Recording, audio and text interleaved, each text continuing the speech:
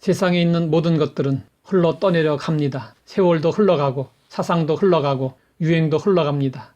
이렇게 흘러가는 것은 새로운 것에 대한 사람들의 욕구 때문입니다. 더 좋고 더 새롭고 더 나은 것을 추구하다 보니 현재의 것에 만족하지 못합니다. 그런데 문제는 흘러 떠내려가는 세상 풍조에 우리의 신앙도 함께 흘러 떠내려갈 수 있는 것입니다.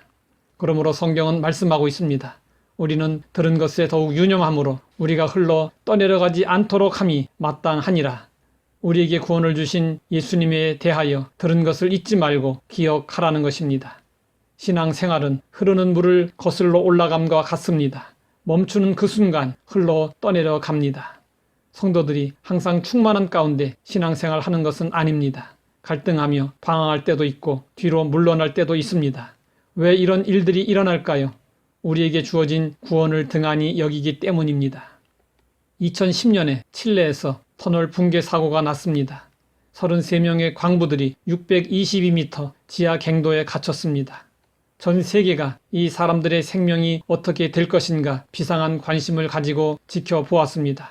많은 사람들의 수고와 노력으로 69일 만에 전원이 무사히 구출되었습니다. 수많은 사람들이 기적과 같은 구원에 기뻐하며 환호했습니다. 우리는 이보다 더 큰 구원을 받았습니다. 우리가 받은 구원은 그 어떤 구원보다 위대한 구원입니다. 영원한 형벌의 장소인 지옥에서 구원을 받았기 때문입니다. 우리가 죄의 형벌에서 구원을 받고 하늘나라 백성이 되었을 때 하늘에서는 기뻐하며 환호했습니다. 그런데 구원을 받았음에도 아무런 기쁨도 없고 감격도 없는 사람들이 있습니다. 그 사람들은 주어진 큰 구원을 소중히 여기지 않고 등한히 여깁니다. 왜 소중히 여기지 않을까요? 몇 가지 이유를 생각해 볼 수 있습니다. 구원을 소중히 여기지 않는 첫 번째 이유는 값없이 구원을 받았기 때문입니다. 사람들은 그냥 얻은 것은 시시하게 여기고 내가 돈 주고 산 것은 소중하게 여깁니다. 구원이 값없이 주어졌다고 해서 시시한 것이 아닙니다. 우리의 구원을 위해 하나님은 독생자 예수님을 십자가에 내어주셨고 예수님은 십자가에 달려 피를 흘리시고 고난을 당하셨습니다. 우리의 구원을 위해 이 땅에 오신 예수님은 피로 값을 지불하시고 우리를 구원하셨습니다. 하나님은 우리가 값을 치를 수 있는 능력이 없는 것을 아시기에 구원을 선물로 주셨습니다. 하나님을 존중히 여기는 사람은 하나님이 주신 구원을 감사하며 귀하게 여깁니다. 구원을 소중히 여기지 않는 두 번째 이유는 세상 것들에 몰두하기 때문입니다. 영국을 여행하던 한 여행객이 해안지방을 지나다가 많은 갈매기들이 해변에 죽어 있는 것을 보았습니다. 여행객은 죽은 갈매기들을 치우고 있는 사람에게 죽음의 원인을 물어보았습니다.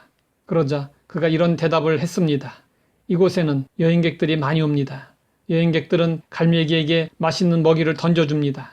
갈매기들은 맛있는 먹이들을 받아 먹다가 자연 먹이에 대한 식욕을 잃어버리게 됩니다.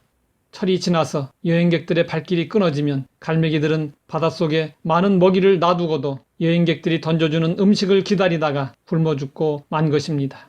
우리도 마찬가지입니다. 세상이 주는 달콤함에 몰두하다 보면 구원을 받고도 영적 생명을 잃어버리고 마는 것입니다. 구원을 소중히 여기지 않는 세 번째 이유는 이 땅에 소망을 두고 살기 때문입니다. 옛날에 어렵고 힘들 때는 천국을 소망하며 살았습니다. 그러나 잘 먹고 잘 살게 되면서 사람들의 관심은 이 세상 삶에 집중되었습니다. 처음 사랑을 잃어버리면 안 됩니다. 우리가 처음 신앙생활을 할 때 얼마나 뜨거웠습니까? 얼마나 은혜를 사모하며 열심히 기도했습니까? 처음 구원을 받았을 때의 기쁨과 감격을 간직하고 구원을 소중히 여기며 하나님 나라를 소망하며 살아야 합니다. 하나님 아버지, 우리에게 구원을 주시고 영원한 소망으로 살게 하시니 감사합니다. 우리에게 주어진 구원이 얼마나 소중한 것인지 깨닫게 하시고 등한히 여기지 않게 하옵소서. 예수님의 이름으로 기도드립니다.